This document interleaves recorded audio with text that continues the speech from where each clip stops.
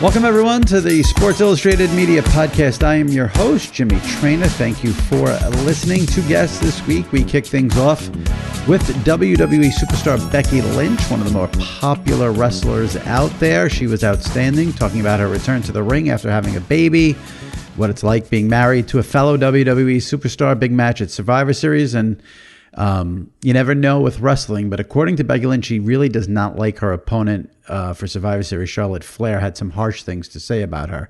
So if you're a wrestling fan, you'll be into that. Following Becky Lynch, we have Kevin Clark from The Ringer, SI Media Podcast, regular to talk about a bunch of NFL stories, Aaron Rodgers, Bill Belichick, the Chiefs, Manning cast, a lot of NFL topics with Kevin Clark after Becky Lynch. And then Train of Thoughts with Sal Licata.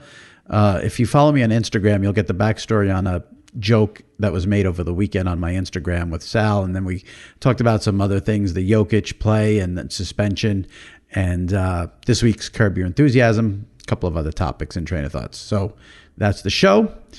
Before we get to it, last week, Al Michaels was on this podcast. So if you did not listen to that, check that out. Al was great. Feedback has been tremendous.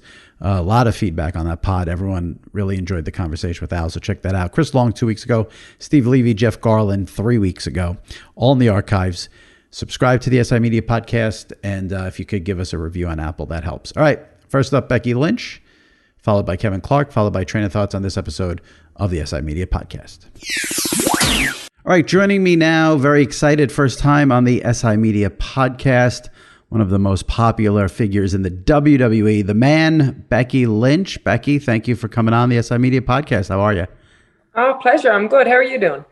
I'm doing well, and I know this is a busy time for the WWE with one of the signature events, Survivor Series, coming up on Sunday, November 21st on Peacock. You have a match against Charlotte Flair, which we'll get into. But I wanted to get into some other things first, because you just recently came back at SummerSlam in August after having a baby. And, it's funny, I was thinking about it. You think, okay, woman, athlete, entertainer, having a baby. We think, it happens all the time. And then I'm thinking, this is not something we see a ton in the WWE, where someone goes off, has the baby, comes back. So how has it been coming back from all that for you and the whole experience? Yeah, so it's not something you see a bunch because we have a crazy lifestyle, man. We're on the road 52 weeks a year, and so that's not usually the most conducive life to be raising a family when both of you are doing it. Luckily, we are we're in a great spot that we're able to bring her everywhere with us.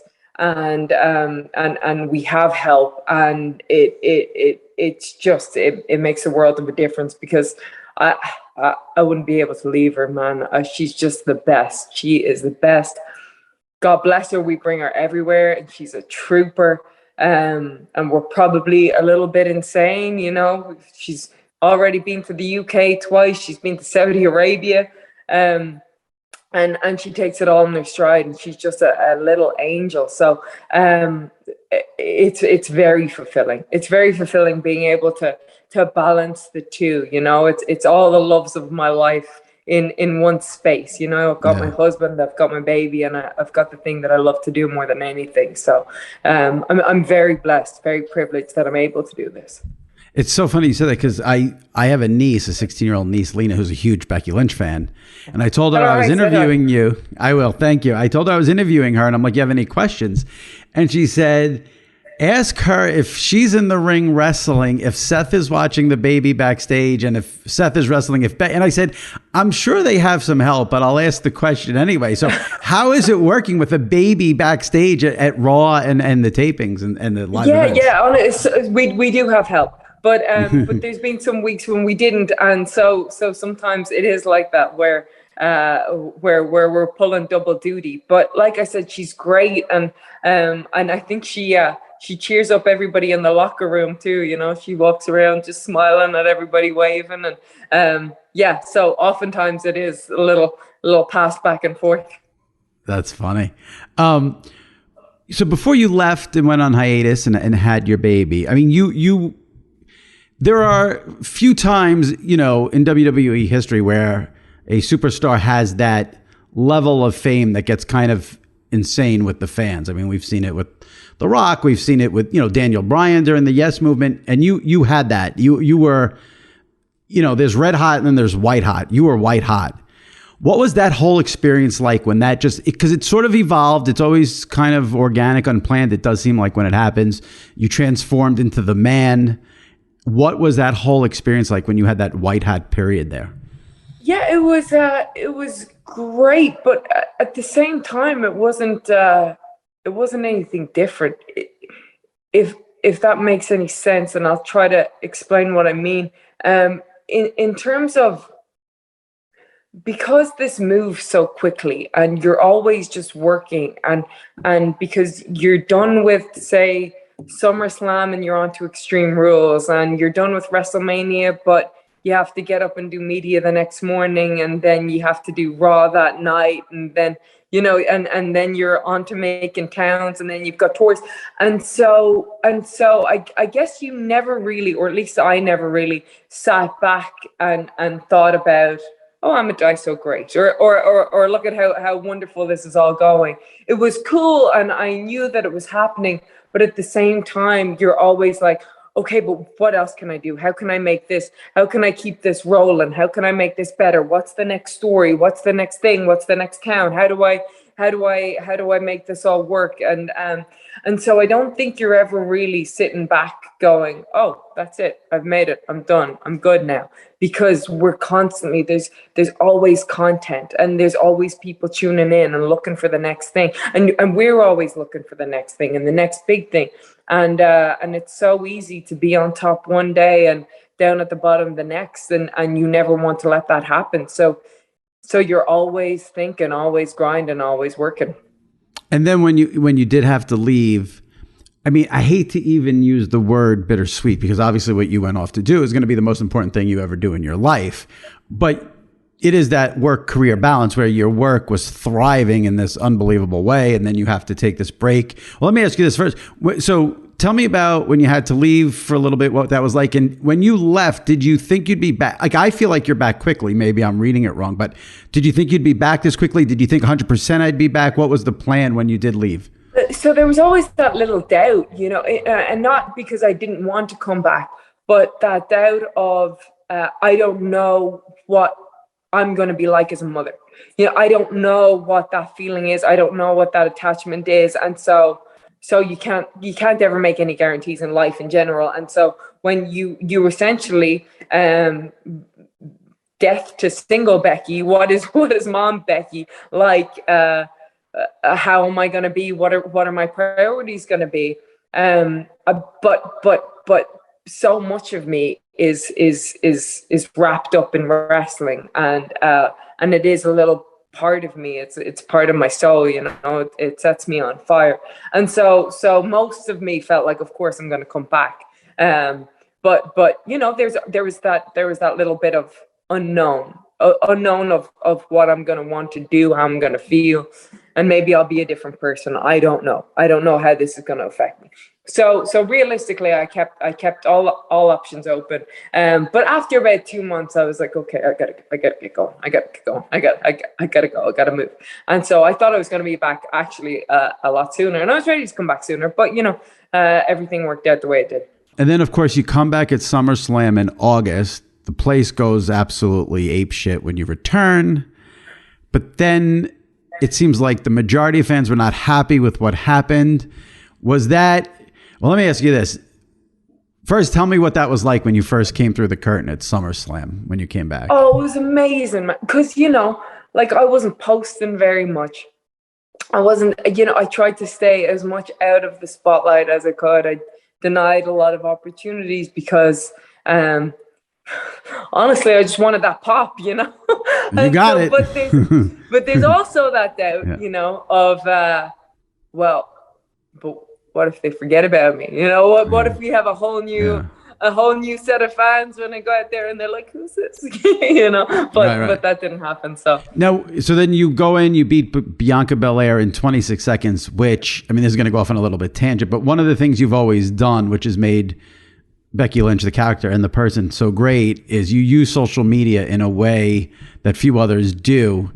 And I love that so the majority of fans seemed very irate that you beat her in 26 seconds. So I love now in your Twitter bio, you have the line, beat your favorite in 26 seconds. Brilliant use of your Twitter bio there. When did you first realize everyone was thrilled that you were back, but they're not happy with how this is going? Was it after or was it during? When did that all come down for you? No. So that was the plan, right? Was that it's going to be maybe it's going to be hard to bring back a new mother, and they wanted me in this heel role. So somebody who was loved by the fans, somebody who was made by the fans. And how do you make them hate her? Well, you make them rob somebody who is undeniably awesome. And so it's one thing if we had a knockout, drag out match where we both look good, but it's another thing to catch somebody off guard and they weren't ready and they're a bit disorientated and they didn't expect it. And so I guess the plan was this is the best way to, one, make them not like me, or to start that process, and two, to make them feel like Bianca was robbed. We want Bianca to win now. We want her to get her title back, and so sometimes you got to play the long game with that, because undoubtedly we've got something incredible in Bianca Belair. No. When did you make that your Twitter bio, though? Because that's pretty brilliant. Like right after? Pretty soon after, I think. Yeah. Pretty soon after, yeah. That was good. It seems like whenever, I've had a ton of WWE superstars on the podcast, and I will often ask, do you prefer being a heel or a face? And everyone always seems to say heel. Do you have a preference? God, I feel like I'm just so in the beginning stages, right? And so I really like wrestling as a heel. I feel like I can do that really well because I'll bump around like a crazy person, and I'm not scared to look like an idiot. And but I think when it comes to my promo process, a lot of the time, being a baby face is better because I know this is what I feel so strongly about, and this is the truth, and this is what I feel is right, and so when you're a heel, you also have to tell the truth, but in a different way, because everyone's the hero of their own story. Everyone's the hero of their own story. So it's all just a process. And I'm enjoying it. I'm enjoying the ride. I'm figuring out a new role, and I'm trying to be great at it. I saw a great video of you. I think it was from last week. You guys were in England, and you took the mic like in the middle of the match and said, you thought you were going to Ireland and you're so disappointed because obviously this place isn't as good. That's got to be such fun stuff to do as the heel. Such fun. Yeah. The routing people, they got it all wrong. They messed it up. The whole tour, I thought I was going one place, I was going another place. It was all very disappointing. Yeah. So now you come back, and now we've got Survivor Series on Sunday, November 21st, 8 p.m., obviously on Peacock, where the WWE Network is, and you'll be facing Charlotte Flair in that match, which everyone is looking forward to. Now, there were reports, with WWE, you always have to, figure out what's true, not true, but there were all these reports that there was quote unquote real life heat and a backstage issue after SmackDown recently where you were supposed to trade belts because you went from SmackDown to Raw, she went from Raw to SmackDown, and she dropped the belt. I'm going to assume those are true. If they're not, you can tell me they're not. But assuming they're true, will you guys play into that at all leading up to this match, or because it was a thing, you want to leave it alone? Give me some juice on what happened backstage. I don't know, man. We don't talk anymore. We don't talk. So all I'll say is the locker room needs a hero sometimes, and sometimes somebody's got to be a hero, and I'm all right being that hero. That's what I'll say on that matter. Okay. So if you do have quote unquote real life heat with someone or issues with someone, away from the ring, and then you do have to have a match, does that make things more difficult? Oh, 100%, 100% more difficult. Yeah. And that was, and that's the thing, when you've got two people that are wanting to work together to make magic, then you make magic. And sometimes when there's hostility, when you can't trust the person, then you never know what's going to happen. And you always have to be on guard, and you have to, it's like a game of chess. You have to be thinking 2 steps, 3 steps, 4 steps ahead. What are they going to do? How am I going to handle it if they do this, if they do that, if whatever? So this business is built on trust. It's built on working together, and that's the art of it. That's the beauty of it. If I make you look good, you make me look good. This is what it is. It's an art. It is a beautiful art. It is an art that I love more than anything. And if people don't know how to make that art, then it becomes difficult. It becomes tricky, and you never really get the full potential. But there's intrigue there too, because we never know. What was this meant to happen? Was that not meant to happen? What's going to go down? So there's interest in both ways. One way, it's the beautiful, pure art of pro wrestling. The other way, it's a bit of a shit show. So we'll see what happens. So do you trust Charlotte Flair? No. Are things difficult right now with Charlotte Flair? Yes. Okay. Were you guys friends and no longer friends, or were you never friends? Oh, we used to be best friends. Oh, okay. Yeah. That sounds, yeah. It's funny, just talking about this, you guys were friends, not friends. We've touched on, obviously, you're married to Seth Rollins. Was there any trepidation about getting married to a coworker? Because it has nothing to do with wrestling. I mean, I think no matter what you do, and this leads into something where I want to read something Seth said about you, but, it's a lot of time to spend together. So I'm just wondering if there was ever there was absolutely no trepidation about getting married. There was trepidation before we even got together. That's what yeah. I don't know about this. We work together and we're friends, but I think as soon as we were together, that was, oh, okay, we're going to spend the rest of our lives together without even talking about it. It was, oh, this is my person. And the great thing is there's no amount of time where I'm like, oh, I'm sick of this person. It's just great. It's so easy. It makes life better, getting to travel with him, getting to experience everything, getting to talk shop, share our problems. It makes life better. Now seeing him as a dad on the road and balancing it all, it's tremendous. Do you guys ever have to say to each other, like, okay, let's do like 1 hour where we don't talk about wrestling, or one day where we don't talk about wrestling?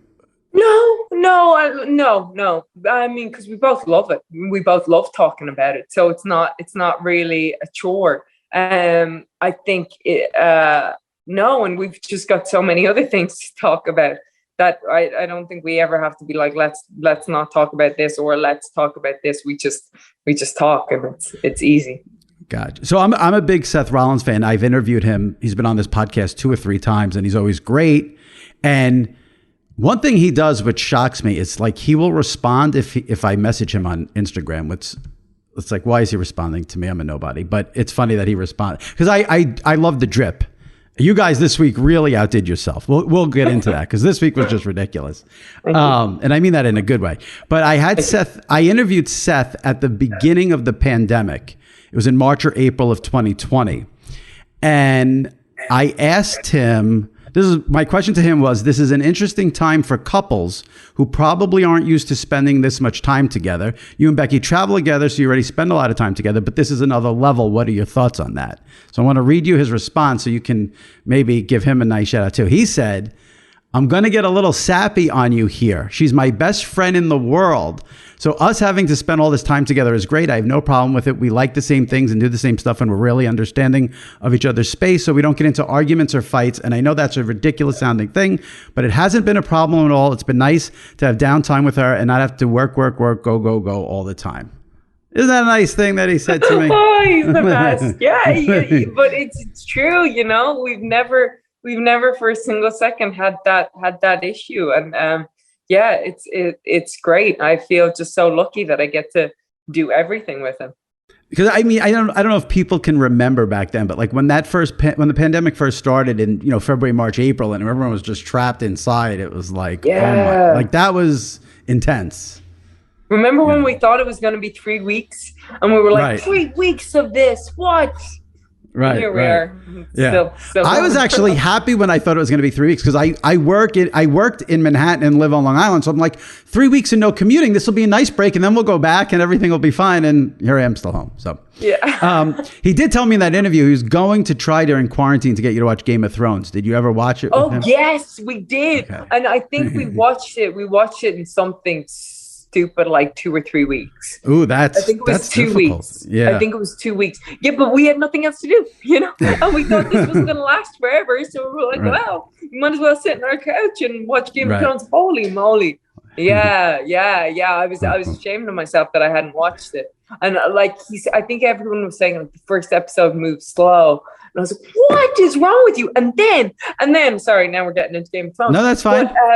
But the last season, everybody bitching about it. When you watch it, when you have no expectations of what's going on, if you don't sit there and you've got months to hypothesize what should happen, what will happen, it all makes sense, and it's a great ending. That's my personal opinion from somebody who knew nothing, somebody who didn't have time to think about it. I thought it was great. I thought the whole thing was just great.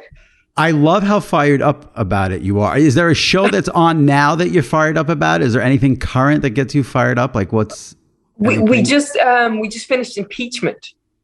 Oh, how is that? Great. Oh, I wanted to watch it. Yeah. Fantastic acting. Yeah. Just fascinating story.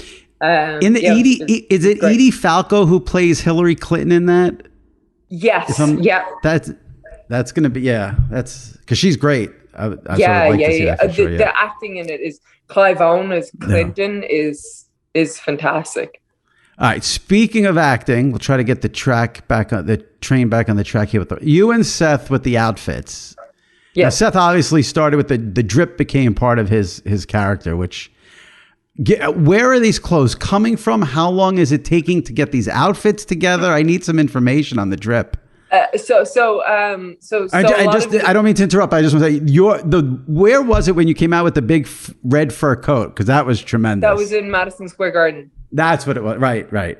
Yeah, that was a look. That was a look, and that was all thanks to my friend Troy. Man, King Troy, he's the best. Follow him on Instagram. He's incredible, and he does Kobe's and my stuff. And sometimes I'll find something on Etsy or whatever. And a lot of it, actually, one of the weird things about it is I, as the man, always just dressed in black and this and that, whatever. I, as a human being, wear some weird ass stuff. So, so for me, I like, if I'm coming back, if I'm going to be different than the man, then I want to look the exact opposite. So what is the opposite of the man? It's over the top. The man is understated. She's all black. What's this next evolution? It's the opposite. It's over the top. It's brash. It's big. It's in your face. And so I worked from there. And then just Kobe is he's in a league of his own with his suit. Yes.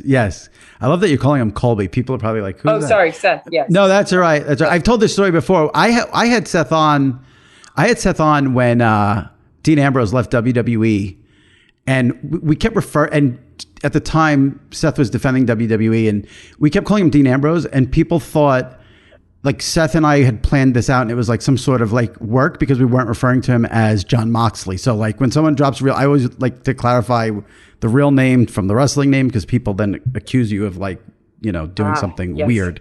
Yes. So have you, now I would imagine with you and Seth, there's no such thing as too much when it comes to the drip, but have you ever said to him like, that's too much, or maybe let's not, because it seems like the more outrageous, the better. No. It's always like, that's great. That's great. That's ridiculous. It's great. That's what wrestling is, though, man. It's fun. Of course. It's outlandish. It's that's what it should be, How long does it take you to like find the how much time do you spend looking for outfits? Honest to God, not that much. Not that much time. Yeah. Either Troy, like I said, Troy will do it. Troy is the man. So he'll either get it for us, or I'll see something online. If I'm scrolling, Anytime WWE is at MSG, it's a big deal. So like that night, we got to step it up to another level. And 100%. That was my thoughts. I was like, and it's contract signing, right? So contract signing, I need to come out looking the business. Tell me what it was like for you. I think it was the first SmackDown that aired on Fox, and The Rock came back, and you got to do the opening with The Rock and Baron Corbin. What was that like, being in the ring with? I have a slight, you might want to say, like, single white female obsession with The Rock, so I'm going to try to be calm about it. But so tell me what that was like for you. He's great. He's just so great. Like, you look at him, and he's the biggest movie star in the world, and he's got a million different irons in the fire. But he's still, keeps his ear to the ground, and he knows what's going on, and he wants to help us, and he'll always offer his advice and be kind. And he came back and he wanted to help elevate me with that. And so, he doesn't need to do that, but he does. And just what an incredible way to be as a human being. It's mind blown. I have so much respect for him. And not a surprise at all, but I mean, you hung with him, went toe for toe. I mean, the segment was great. What is that like when you're done with that and you get backstage? Is that like a huge adrenaline rush? Well, I had to go to have a match after that, Oh, okay. But like, after, you're just standing there shaking, going, "Holy crap, what just happened?" And like the crowd, it's electrifying, when he comes out. Yeah. So, being able to witness all of that and stand in it and experience it, and you go, "Oh, I want this every time." Right. So for you, like we mentioned, we have Survivor Series. There's a huge WrestleMania next year, WrestleMania 38. It's in Dallas, Texas, Jerry World, over 2 nights. Tickets go on sale actually this Friday through SeatGeek. What is the ultimate goal for Becky Lynch when it comes to WWE? Is it just be the champion? Is it be headline WrestleMania? What's the ultimate goal? So it once was headline WrestleMania, right? And so, but I've done that, and so you always want to headline WrestleMania, but you just want to make it better. I think if you love this, that's all you want to do, is you want to make it better, and sometimes you're at an opposing viewpoint with creative or whoever it is, and you always just are trying to make it better. How do we make this good? What's the next story? How do we make that good? How can we help this person? How can we help that person? And I think that's it, right? It's how do we make this the best thing on TV? That's always the goal, and sometimes we come up short on that. But this is our art. This is what we love. We love it more than anything. And we just want it to be good. And we want other people to love it as much as we do. And so we go out there and we put our hearts and our souls and every little bit of us into making whatever it is. And sometimes it's not great, but we're trying and we do whatever we can. Just how do we make this as good as we possibly can? How do we make people care? And how do we make the next generation even better? How do we make the magic that we all grew up loving? How do we make that for the next generation? And what's this industry going to be like? So essentially, I suppose, long-winded way of saying, just leave it better than you found it, really. Right. Whenever I have a WWE person on, especially for the first time, this is your first appearance with it, I always ask them for a Vince story, because there's just, Vince, if you follow wrestling, Vince is the ultimate character. I didn't give you time. I'm putting you on the spot, but is there a Vince story? Anything maybe coming backstage? Something something he said to you? Advice? Something funny? Anything about the clothes? What he thinks of the drip? Yeah.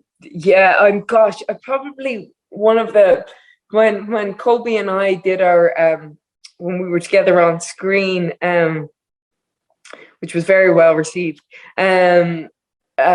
Beforehand, I said to him, I was like, I'm worried that I'm just going to be Seth Rollins' girlfriend. Seth Seth is Becky's boyfriend. So there's that. That's great. That's the first thing that came That to is great. the top of my head. So what is your sort of, is philosophy the right word? What's like your mindset on doing an angle or storylines with Seth now as a married couple? Do you think it's better to stay away from that, or what's? So I think now as heels, it's easier, right? Like as good guys, you know, like I'm the man and I'm in my own thing and he's got his own thing, and it was weird, but as like slimy little heels that the two of us are, maybe it's better, but I don't know. I don't think there's any rush to get to that, or there's any need to get that. You know, he's got his own thing going on now with Big E, again, freaking awesome champion. And I got my own thing going on. So if the paths ever do cross, we shall see. Now, obviously, it's a little early to worry about this, but if mommy and daddy are WWE superstars, what happens when your daughter comes to you and says she wants to be a WWE superstar?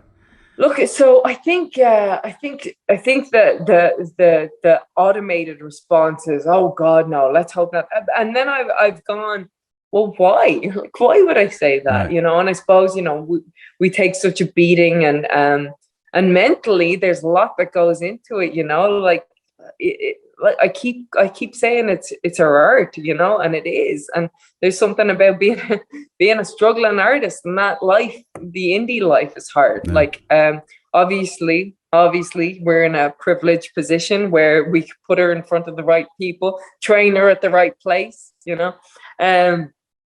But it's given us such a good life, and we love it. But I think sometimes there's so much heartbreak that goes into it, and there's so much mental anguish, you know, that people don't see.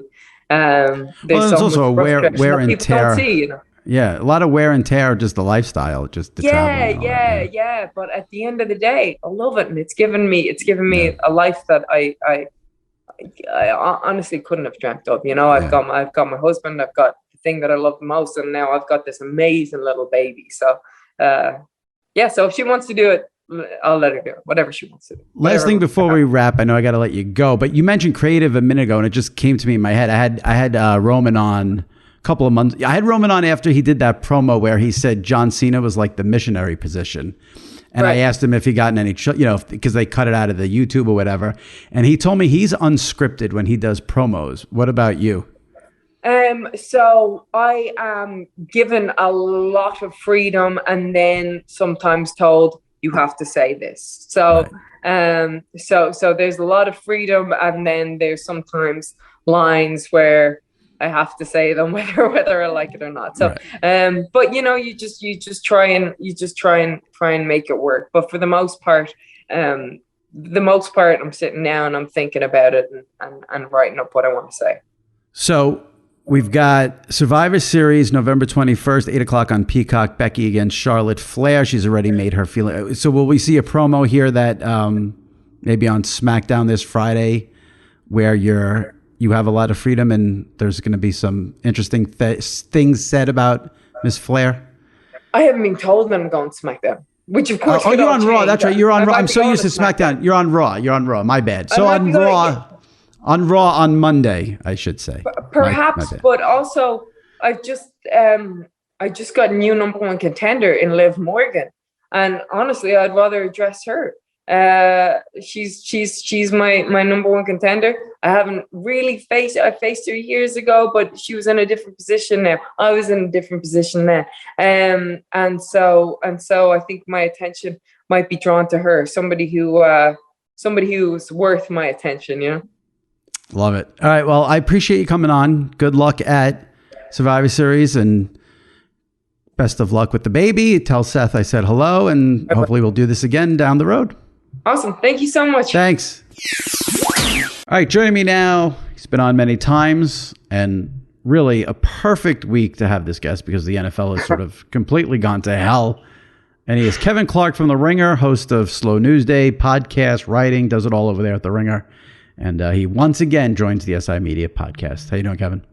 I'm doing great. Thanks for having me. We were just talking. I can't believe the season's halfway over. Like, I know that's the kind of thing you say almost like when you talk about the weather or whatever with another journalist, but like it is unbelievable how quickly it's flown by.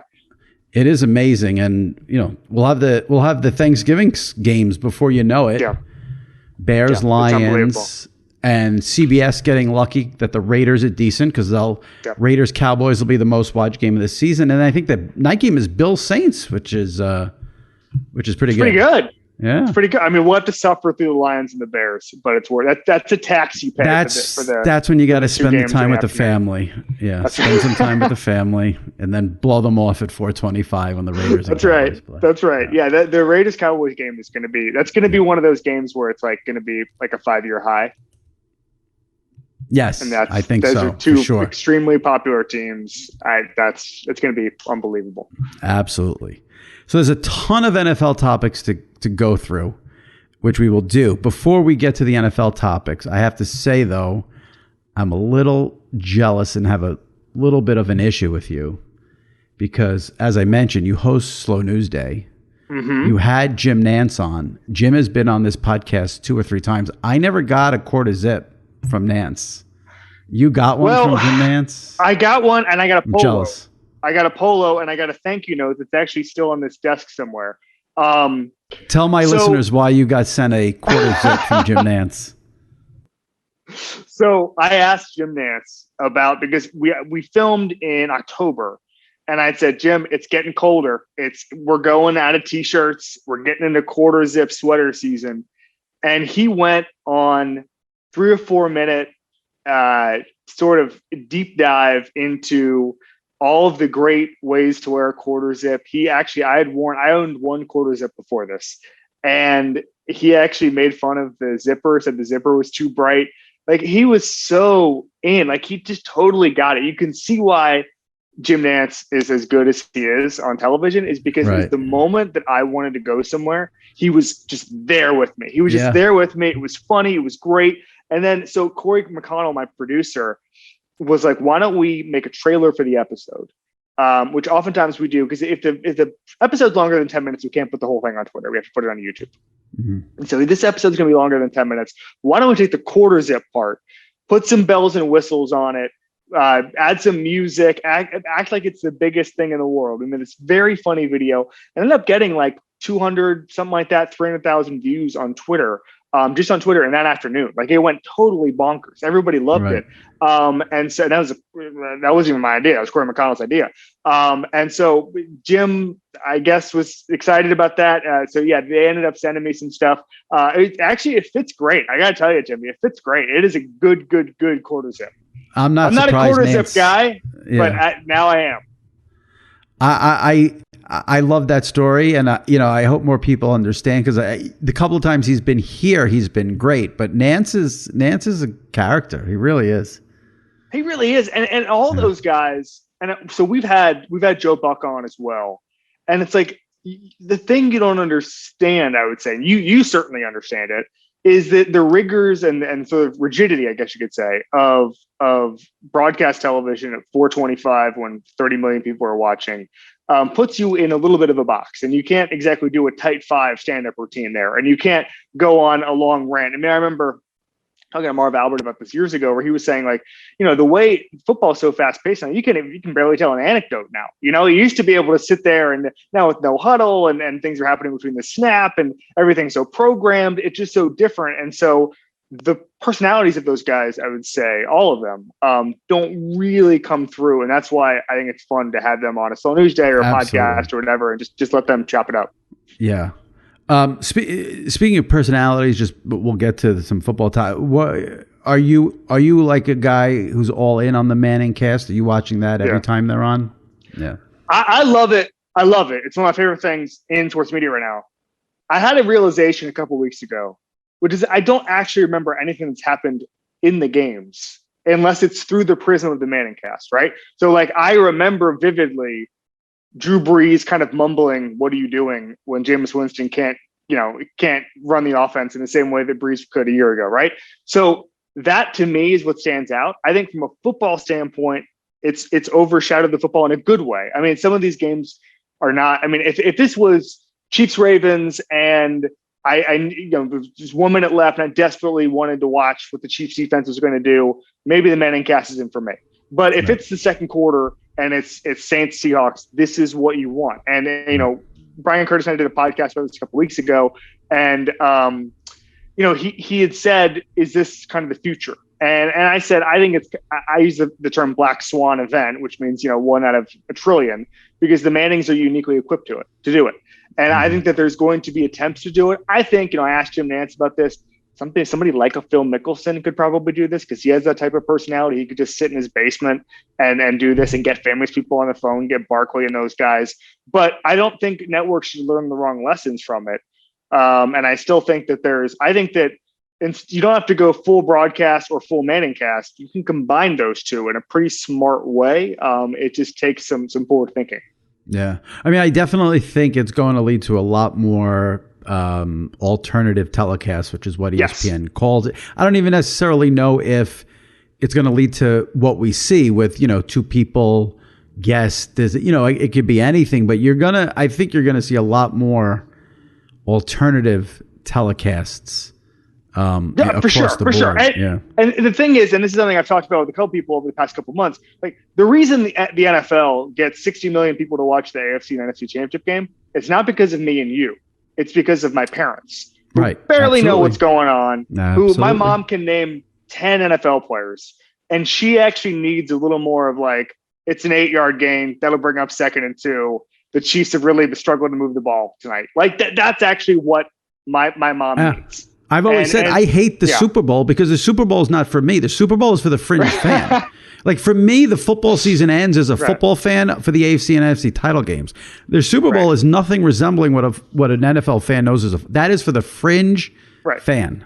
Right. And so and the fringe fan is why the NFL is going to make $25 billion a year in 5 years or whenever that's going to hit. It's not because of us. And so I don't think I think that the NFL and the decision making will realize that a little bit. And again, that doesn't mean anything other than combine the best parts of the Manning cast with the best parts of traditional broadcast and go from there. Right. I wanted to touch on a bunch of NFL topics since we're talking about the success of I was going to start with Rodgers, but I'm going to start with the taunting since you talked about the success of the NFL. I just want to say one thing about the taunting. I despise it. I'm with everybody else. I think it's ridiculous. I think it's terrible. I can't say enough bad things about it. That was taunting on Monday night by what the rule is. So as much as I want to rip every taunting call, I can't rip that one if the guy looks at the sideline and is staring at them. Having said that, I've seen people say the taunting is ruining the NFL. 25 million people watch Jordan Love against the Chiefs on Sunday afternoon. The NFL is just fine even with this crappy rule. I mean, let's relax on hurting the NFL. It's not hurting the NFL. I agree with that part. What I'll say is that what I don't like is more subjective things giving the referees the ability to swing the game. Right. And that to me is what concerns me from just somebody who enjoys the sport. I don't have an NFL team. Unless the University of Miami or the Orlando Magic join the NFL, I got no rooting interest in any of this stuff, okay? I'm viewing it just as an analyst, just as a writer, just as a reporter. But I hate the idea that the other night, Cassius Marsh kind of looking over and posturing towards the Steelers bench, which no one even noticed, cost them 3 points. That to me is crazy in a pretty important game, right? And by the way, I'm not talking about, it's not even just the Bears win or lose.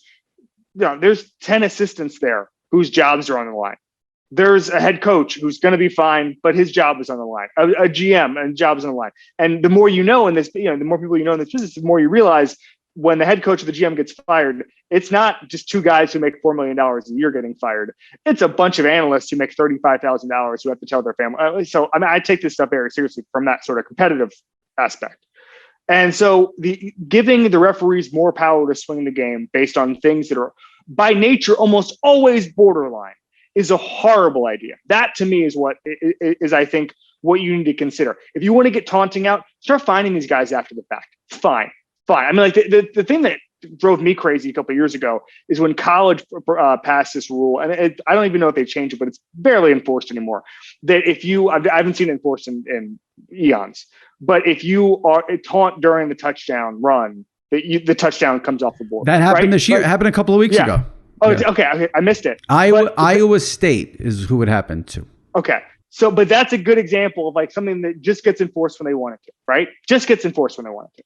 And the more power you give referees, and this isn't about, I mean, maybe it should be about gambling and all that stuff because they need to be vigilant. Right. Everything is legal now, all that stuff. But I'm putting that aside.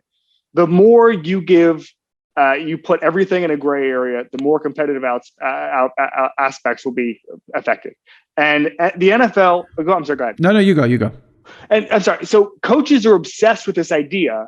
I hear it all the time. One of the reasons Ron Rivera told me that they shouldn't have tablets on the sideline with live footage and all that stuff is because he works so hard during the week that he doesn't want anything external to ever influence a win and a loss on a Sunday, right? Well, I got to tell you, technology is far, far, far, far less important as far as winning and losing on a Sunday than the ability for a referee to throw a 15-yard flag literally whenever he wants. I mean, almost everything could be taunting in the same way that everything could be holding, right? Everything could be defensive holding, offensive holding, whatever it is. Well, I would push back on that only from this standpoint because I can't stress enough. I hate it too. I wish they never did it.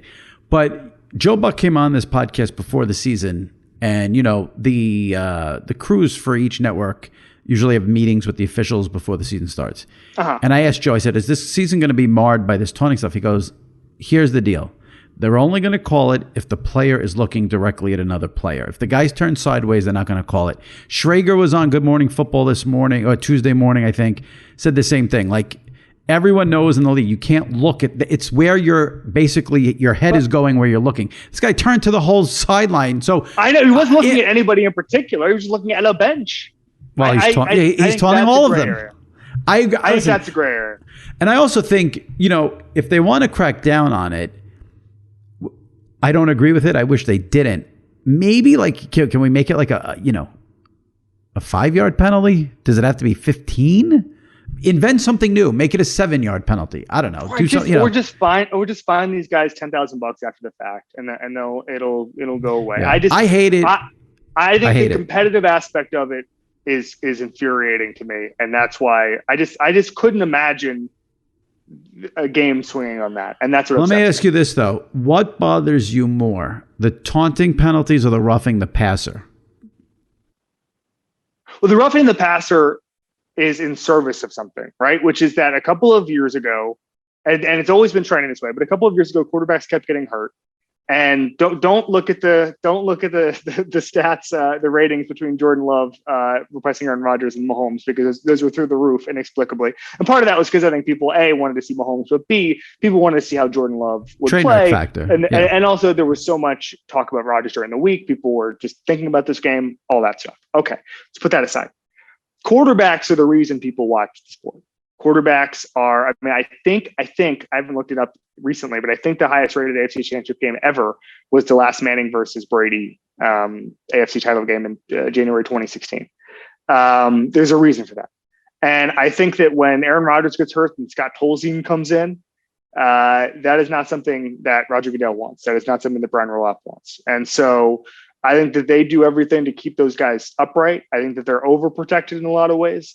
But I don't think that I get that more than the taunting. No, let me tell you something. And let's be as cynical as possible. This is all about television. This is all about the television money. This is all about revenue. Okay.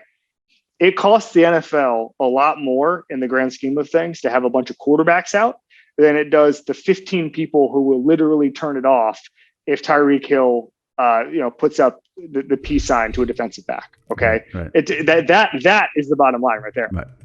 My only pushback on that would be, I've seen much worse roughing the passer calls than the taunt. Like every taunting call I've seen, while ridiculous, does sort of hold up to the rule about looking at another player. Whereas roughing the passer, I don't know. The Aaron Donald one on Sunday night, I'm still trying to figure out what the hell happened there. And the only other thing I would say, I don't want to get into a whole thing.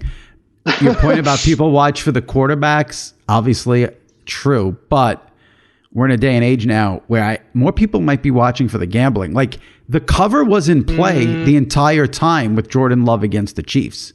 The entire time. It was Chiefs -7. The cover was in play the whole time. So yes, you're losing people. You're losing that fringe fan who wants to see Aaron Rodgers. You're getting the degenerate who has the Chiefs +7. So it's a different time, I think, where, and I mean, listen, that could be, you touch on it a little bit with the gambling boom.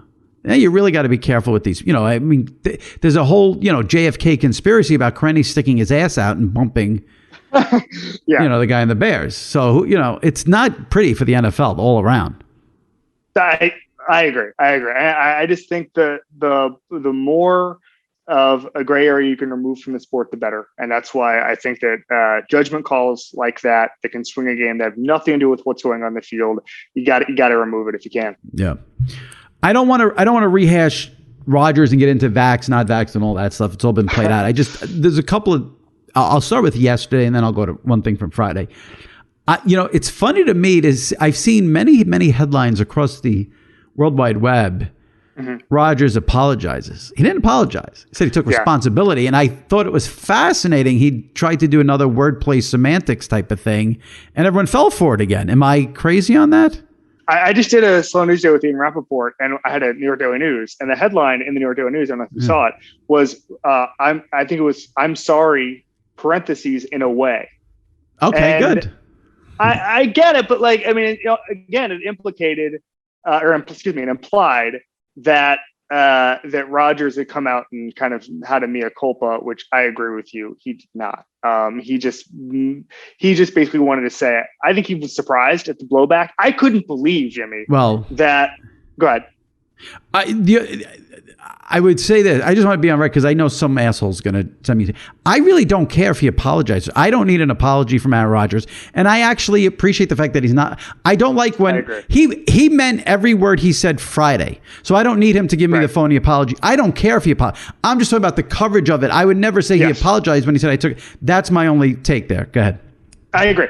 I can't believe that he was surprised by the blowback to his comments, and it was weird because he framed it as, I know there's going to be blowback. And then he got blowback. And then he came back on Pat McAfee. And then there was a People story saying that he was surprised at the reaction to it. So I don't know that now. And listen, I've interviewed Aaron a handful of times. I'm not close to them or anything like that, but I know him as just a person who I've sat down with before. And I consider him to be one of the savviest athletes. He says exactly what he means at all times. I mean, this is not new ground. Everybody said this. He's very well thought. Everything he does is thought out, very well thought out. And there are no mistakes that he makes as far as what he says at a press conference, who he's twisting the knife on, whatever. And so maybe at the beginning of that press conference or at the beginning of the McAfee thing, he was trying to set himself up like, oh, don't, or I know I'm going to get blowback, and maybe he was trying to lessen the blowback. But man, I'm just really surprised that he didn't realize the temperature of what that was going to look like all weekend. Yeah, I said on Twitter after the Monday interview, I don't know if it was his agent or the Packers, but someone told him to tone it down, obviously. Yes. And this goes back to my other point about it, which is off the Friday thing, which is, I mean, you've said it so well, but my take on the Friday thing, which I said to people, again, I don't care if he's vax, not vax. He's not coming in my house, so it doesn't really, that's a whole separate thing. I interviewed him. Okay, so you should be worried. My wife was not thrilled, to be honest. Really? With you. I mean, only in this sense. And again, I'm with you. But I try. Our whole thing is in New York, you check vaccination status, all that stuff. Everybody, I went to a Ranger game a couple weeks ago. You check it at the door, and then it turns out I had spent extended time with one person who was unvaccinated, and it turned out to be Aaron Rodgers. Just an unexpected twist. That's all. I heard from a reporter as well who had time with him that was like, "What the hell." My thing about the Friday thing is this: forget the vaccination stuff. He's made it clear for a long time, like he hates the media, doesn't trust the media, and that's fine. Why are you always giving the media fodder? Yeah, I don't understand. I don't think he hates the media. Oh, I think he definitely hates the media. You don't think he hates the media? I'm surprised. I think he hates. I think he knows how to work the media. I think you see these stories. I think he said it on Le Batard and other places that he records certain interviews just to make sure that no one takes it out of context. I think he likes it. I think the guys who, there's that fine line, Jimmy, between hatred of the media and sort of hating what the media can be. I think he hates the aggregation part of it. He hates the clickbait part of it. He hates, I told a beat writer this, and now a third-hand blog is twisting it and making that headline. That's what he hates, but I think he's addicted to giving them content, and if he wanted to stop, he would. Kind of like what I was saying earlier. That is my point right there. That you said it yourself. Smart guy, knows how to work the media. So you can't tell me you're going to come on the McAfee show Friday, rant about woke culture and PC culture, and then expect what? No headlines? I mean, come on. He did that with me. He actually said with me in August, he said that the Office wouldn't be made today because of PC. A lot of people culture. Have that. Yeah. I mean, I don't. The Office is still one of the most popular shows on the planet. Like I know what he was trying to say, but I don't necessarily agree with it. Right. Well, I wrote a column 2 weeks ago when the Packers played the Bears and he had the rushing touchdown and said, I own you. Everyone across the board loved that moment. There was nothing but praise for that moment outside of maybe Bears fans. Mm-hmm. And then he went on McAfee that week and McAfee asked him about it. And he said something like, oh, woke culture is trying to get me. Who was trying to get you? Everyone loved that moment. What are you talking about? It made no sense. I feel he must like the little game here with the media because he's always throwing gas on the fire, it seems like. I think he likes it. Yes, the game. The game is the perfect phrase to use. Is he likes this is the unifying theory. He wants to be in the media on his terms. Right. That's why he gives these press conferences. That's why he goes. That's why he goes to certain media outlets. And that's not I've talked to him a handful of times. McAfee obviously has him every single week. He talks to the beat writers in Green Bay they have actually a pretty good relationship from what I've seen firsthand when I go there and he's giving people time and stuff like that. He's trying to kind of flood the zone with his content. But I'd also say, and this is not the only quarterback like this, he argues balls and strikes. And he'll say, hey, I didn't actually say this, even though he went up either right at the edge of it or he implied it heavily or whatever. He knows, again, exactly what he's doing. So then he has an out a lot of times with this thing. Again, not the only quarterback who does that. Not the only coaches do it, GMs do it, whatever. It's common in football. But he wants a firm control over everything he says. Yeah. Again, you don't like the blogs, you don't like the aggregation, you don't like the clickbait, but you go on McAfee every week for an hour. Well, what do you expect is going to happen? I will say in his defense, now hopefully he didn't take it seriously and he found it funny. The best thing of this whole thing since Friday by far was the Daily Mail claiming he was in California with these pictures of a random dude who did not look like Aaron Rodgers. Could you imagine being that guy? Could you imagine being that guy? And then Aaron Rodgers' girlfriend or fiance is on Instagram just destroying you, saying you have small feet, saying you have a terrible car, a Kia. This guy's just trying to get in his Kia and go get coffee. Live his life. Getting destroyed by the internet. Unbelievable. All because the Daily Mail said that was Aaron. Like he's good. I mean, listen, clearly Aaron Rodgers was fast and loose with some of the protocols. He's not flying to California. Well, I mean, it was just, oh my God, that was quite a layer to add to the story. Another thing I want to get into here, I feel like it's completely flown under the radar. But my God, Bill Belichick, the fact that he has that team where he has them already. And no one's talking about it. They're flying on, one of the nice things about this season is it is wide open. There is no dominating team. So everyone's sort of in the mix. That guy, it's not even... You can't even comprehend what a good coach he is. He's so far and above everyone else. There's not, you could take your John Harbaughs, your Mike Tomlins.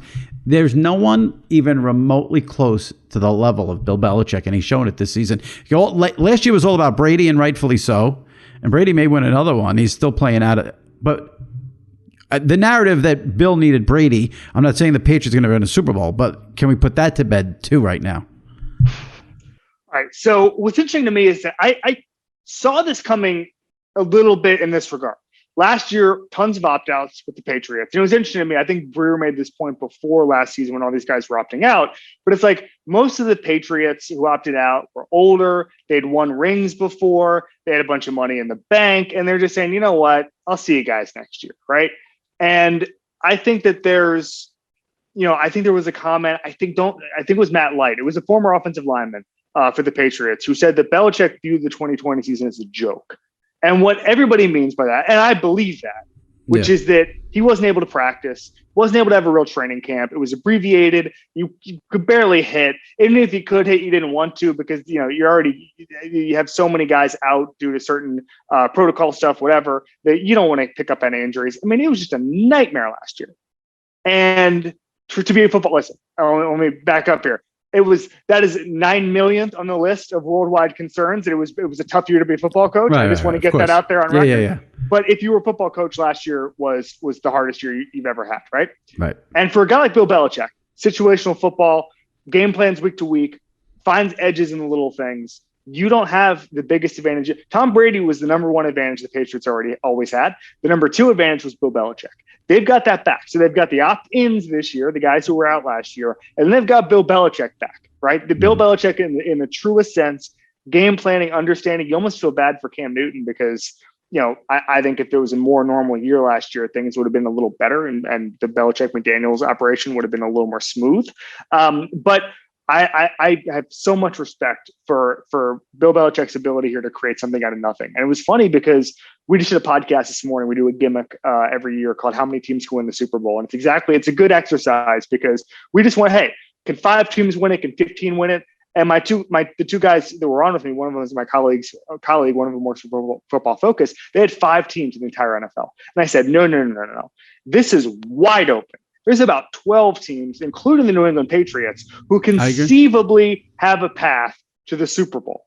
And I just think that I think that we're looking at some of these incomplete teams. The Patriots are one of them. The Chargers are one of them. The Titans, and we're saying, oh, there's no way they can win it. Look at their defense, or look at their lack of running game, or look at look at their coaching staff, whatever it is. We're looking at these things. I'm saying, okay, fine.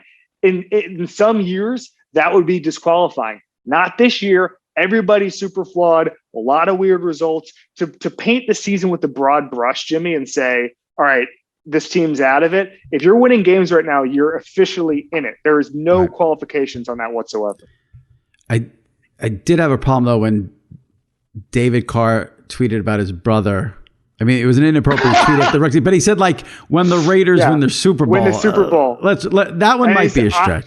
I will say this. And that was a hugely inappropriate tweet. He got it, and he deleted it and all that. Yeah. If anybody doesn't know, it was basically after Henry Ruggs was arrested, David Carr said when Derek Carr wins the Super Bowl, he will not only be the most valuable player of the year, he'll be one of the most valuable players ever. I don't even think he said one of. I think he said the most valuable player.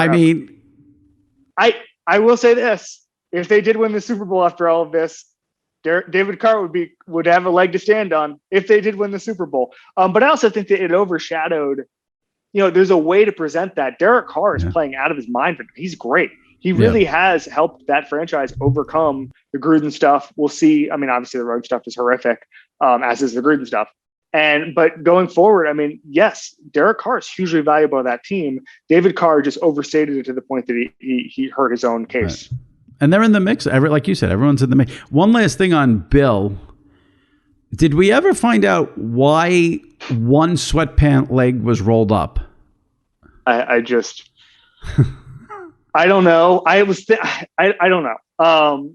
So if anybody hasn't seen it, there's the footage of Bill Belichick walking in on Sunday was unbelievable. And there people were asking, he had a suitcase with him. What's in the suitcase? A different pair of sweatpants? Like what? It's some big suitcase with him. Pencils and paper. That's what's in there. Yeah, probably. Pencils and paper. With game plans. He's not using the Microsoft plans. Surface. Exactly. I don't know. I'm done questioning Belichick's fashion choice. And when he came into the stadium, he had navy blue sweatpants, but one leg was rolled up. Just one. Now, I could see maybe he was hot, so he rolls both up. No, but I think it's possible he was just on the bus and he's just getting all out of sorts. I don't know. Yeah. That was I don't know. A good podcast host would ask very specific questions that you can answer straight ahead. I'm going to do the opposite of that and just go broad. Excellent. What is going on with the Chiefs? So, a couple of things. And will they turn it around? They will turn it around, although I think they're going to win a playoff game this year. And it's funny because when we were just doing this exercise with my colleagues, they all think that the Chiefs are going to be the best team in the AFC by December. I wouldn't go that far. I would say this. So, the one thing that's not happening is Patrick Mahomes is not looking at cover two deep coverage and saying, I can't do this. Okay.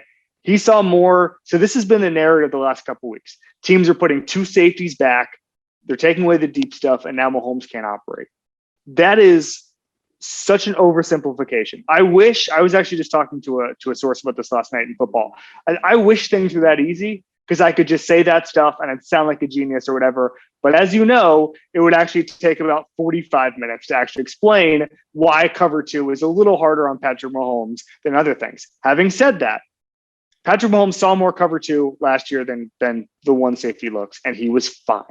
None of this stuff is, if Patrick Mahomes only faces 2 safeties for the rest of his career, he should be better. Number 1, he's missing throws. He's just missing throws. I don't know if he's hurt. I don't know if it's just bad luck. I don't know if he doesn't have chemistry with his receivers right now in a weird way, even though he's played with Kelsey and Hill for so long. Kelsey's a step. I don't know if it's a step slower, but he's just not what he has been the last couple of years. They're not beating man coverage in the way that they used to. Mahomes is holding onto the ball longer because of that, and you're seeing what happens. This is what happens, and then beyond that, the defense has always been bad. But when you don't have the best offense in football and the best quarterback in football to be the deodorant for the whole thing, you see them become a mediocre team pretty quickly. So I think it's a combination of Mahomes just off on his throws, which happens. I mean, I was looking at some of the Brady stuff a couple of days ago. There were stretches in 2013, 2014, 2015 where Brady would go 5 games like this. He'd go 5 games with a 50% completion percentage, or in some cases going back a little further, I think in 06, which is probably when he was around the same age Mahomes is now, he was under 50% for a couple of games. It just happens. And so I'm not too worried. It does make it more interesting, the fact that Mahomes is having this struggle. I think everybody kind of penciled him in for being John Wick for the rest of his career. And he's going to figure it out. And then the Chiefs, I think it comes back down to Spagnuolo and that defense and what their talent level is. But I'm not pressing panic with the Chiefs. It's going to be fine. I mean, I'm a little more worried about the Bills losing to the Jaguars last week, but the Chiefs will be fine. Yeah, I think the Bills have some problems. Last thing before I let you go, we'll wrap it on this. Are you looking forward? ESPN's coming out with this 10-part documentary on Brady, Man in the Mirror. It's not Man in the Mirror. Man in the Arena. Man in the Arena. Are we expecting anything? I got to read some screeners. I got some screeners I need to watch, but you think they're going to pull back the curtain here? Should we expect something good? It's interesting because, so I'm going to watch it. I'm interested to watch it. And I was about to say, it's got to be like The Last Dance, but The Last Dance didn't necessarily peel back the curtain on Jordan. A lot of the stuff in The Last Dance is peeling back the curtain on other people, right? It was a bit of a, you could tell that Jordan had say in what was happening in The Last Dance. The Last Dance was one of the best things that's ever happened in sports media, and I loved it, and it came at the exact right time. Things will be a little different here. Number one is that it's not 2 decades after the fact, as Last Dance was. It's actually still happening in real time. So you have to, how candid will his comments be? Will he say anything about Belichick? Will he say anything about the way things are run in New England? Anything like that? Will he say anything like that? His teammates? I don't know. That's up to Brady. That's up to the producers and all that stuff. But that to me, is there going to be honesty? And is there going to be anything that we don't necessarily know? Because Brady's interesting in the sense how, his work ethic, how hard he works. I mean, if you just read Seth Rollins' book that came out a couple of weeks ago, you learn a lot about that. But I don't need to see more Brady workout tapes in Montana or whatever. I'm all set there. What I need is some true honesty on how he feels about Belichick, how he feels about things now. Teach me something I don't know. And there's a lot. There's a lot I don't know. But I'm intrigued to see what he wants to tell us about his career. He's been controlling the whole time. Brady is not the guy in New England press conferences. He never has been.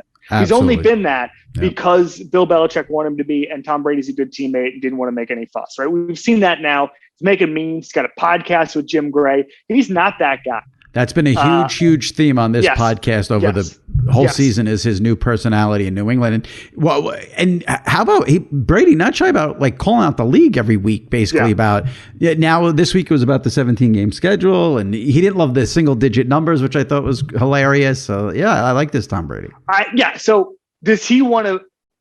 I think he could make a huge statement that he was never that guy, if he comes out in this documentary and just torches people. Yeah, but I don't know if he's ready to do that. Hard to torch people when you're still playing, though. That's 100%. And you can't be honest about anything that's going on in Tampa Bay right now. Right. And I mean, you're still going to play these guys. If you torch, I mean, it doesn't even matter. You never know what's going to happen with the Patriots. Are they going to be good enough to make the Super Bowl in the next 2 years? I don't know. And I'm sure Tom Brady doesn't know either. So I think that's always going to be in the back of his head. I think doing a doc like this on a current athlete is real tough. I don't know if it's ever happened where a current athlete documentary has worked like this. Well, it comes out next week, so we'll find out soon enough.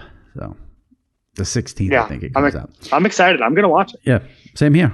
I appreciate you coming on. This was great. Covered a lot of stuff. What a crazy season, crazy couple of weeks here. So I'm sure we'll have you on maybe during the playoffs or something like that to go through more stuff. So really enjoyed it, Jim. Right. Thanks, man. Thanks, Kevin. Take it easy.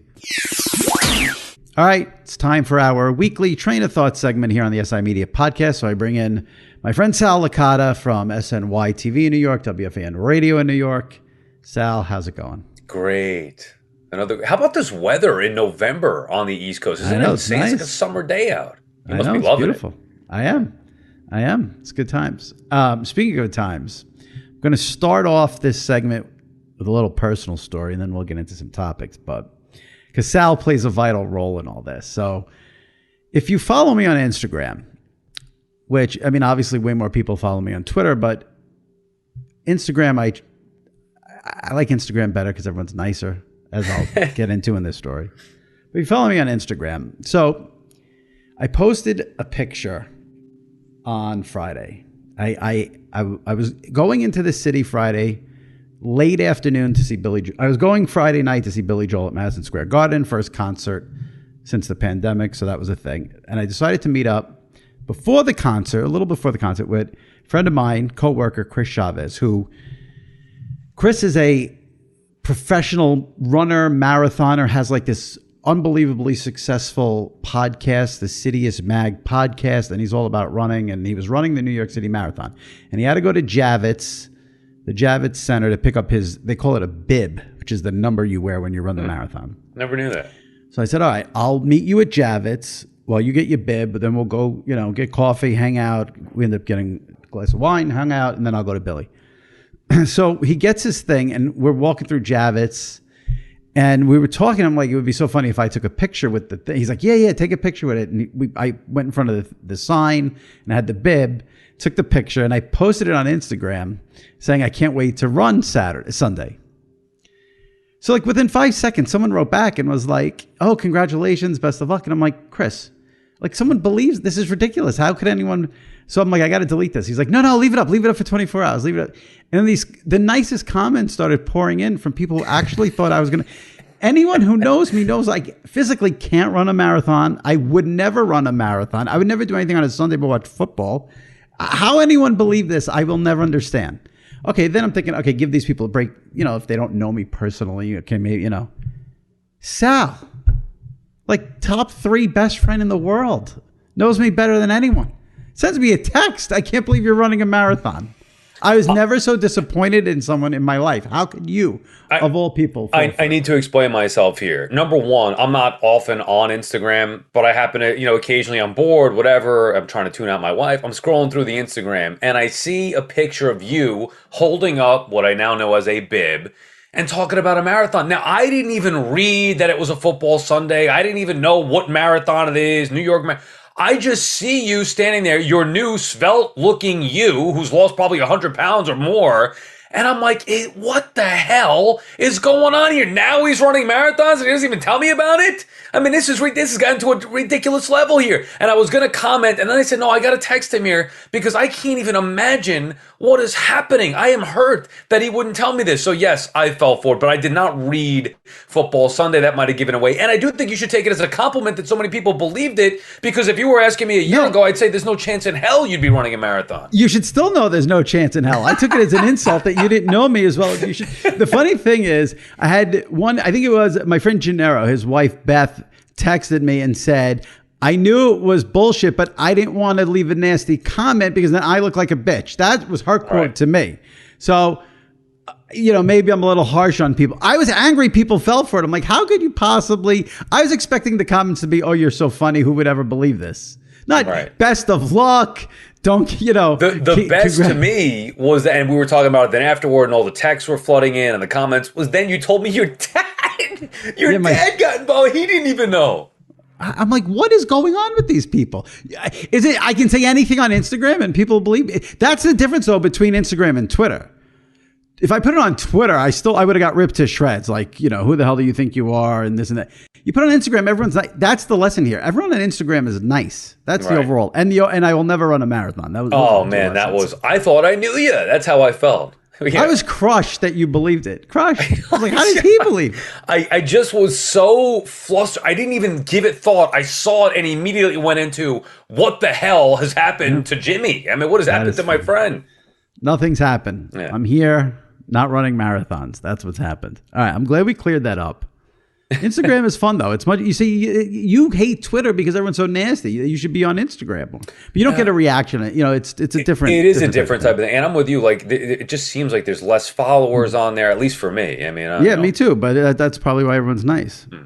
All right, let's get into some topics here. The first topic. Well, let's start with Jokic. What did you make of him getting a 1-game suspension? Let's start with that. I think he should have been suspended. I don't think you could go run into somebody like that. Now, maybe both guys should have been punished or fined. What did Morris get? He got a fine, but not a suspension. He should have probably got a suspension, and maybe he should have got a game, and Jokic should have got a little bit more. Look, you can't do that. That starts potentially a riot. You cannot run into somebody and tackle them from behind. So that's almost worse than throwing a punch to somebody's face. So I thought it was bad. I thought the 1-game suspension was probably a little light for Jokic and what he did. I was shocked at how many people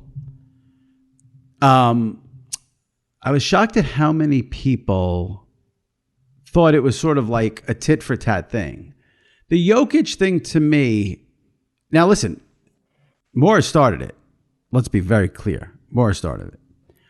But in the case of Jokic, when you take steps, like he took like 3 steps and then delivers the shot while the guy's not looking. Yeah, that to me is like a next level thing. So I was surprised. I thought it'd be maybe 1 or 2 games for Morris and then 5 games for Jokic. Right. But, Barkley came out and said Jokic had every right to defend himself and called it sort of like, retaliation. And, I thought it was going to be a lot more people pounding on Jokic, but I did see a lot of sort of the other guy started it, which surprised me. And I'm open to listening to that. And I think, okay, I could see that now. I think it would be fine if it were a normal altercation. Somebody throws an elbow, somebody pushes and shoves, you get into it, even punches are thrown. Okay, that can't happen, but you understand it.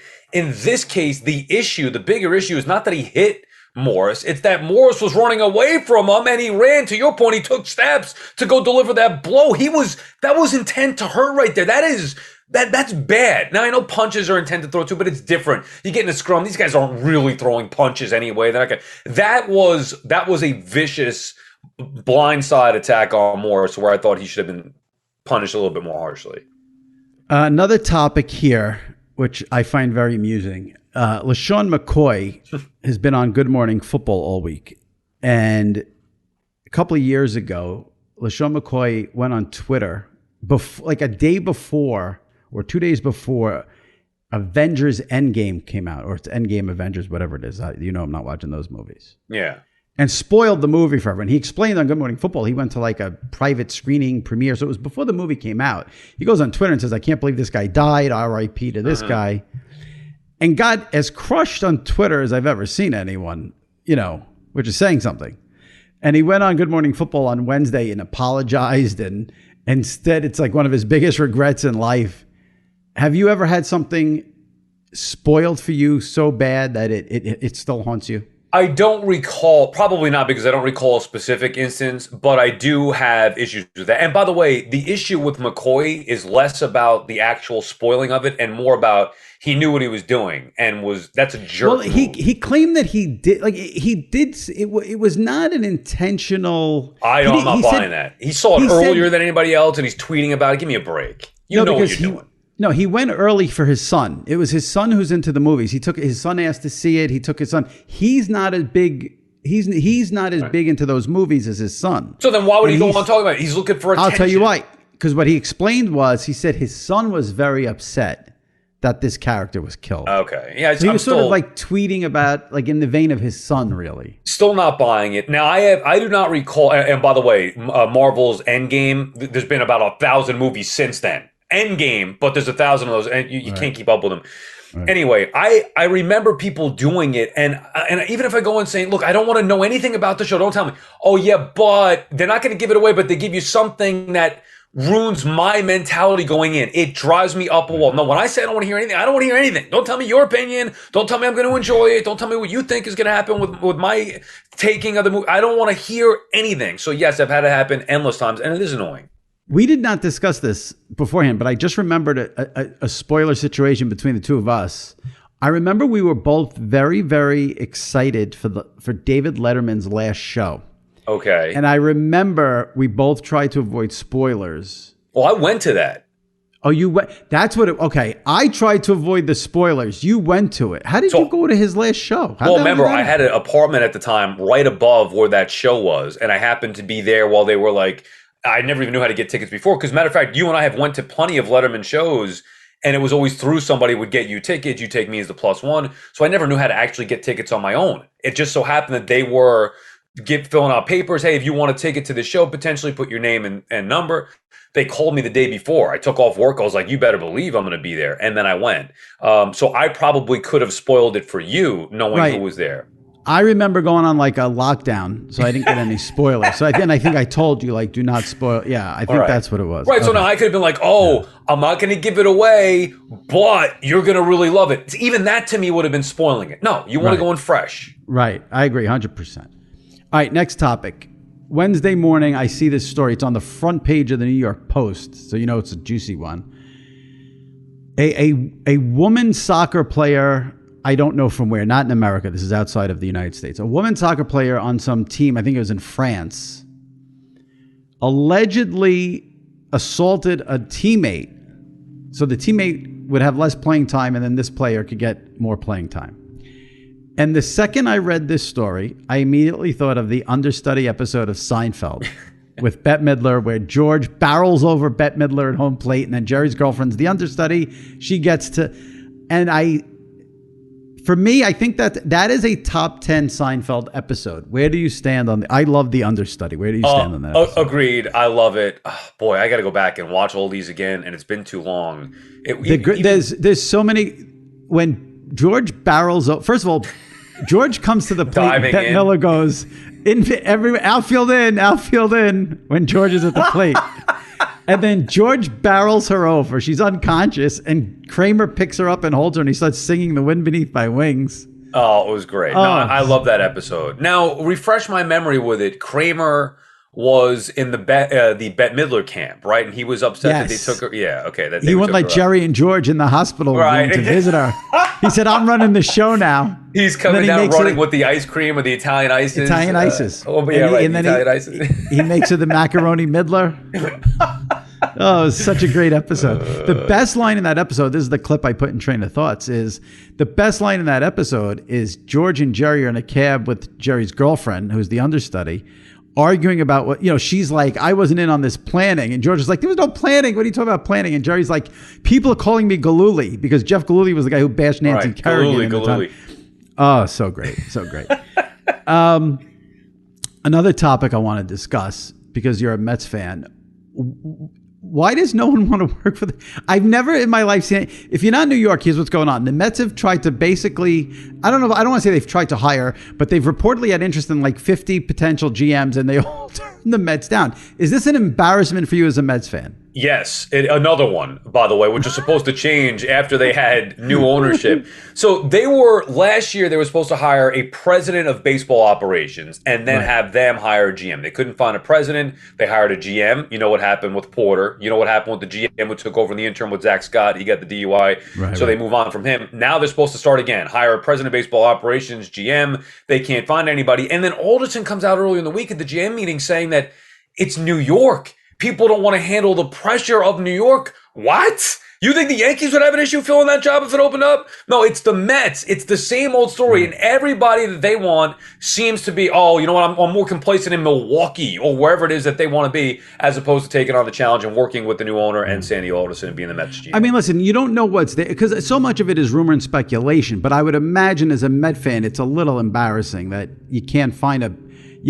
someone to run the team. If the Met fan is used to it, though, I mean, it's just always something. Think about that. I've never heard of it before. How many times have we in sports just, oh, well, a GM opening there or an opening in the front office there? They get hired. What the Mets, they've gone through a list of, to your point, 50 people, and everybody's they declined to interview. Not that they didn't get the job, they declined to interview for the job. What?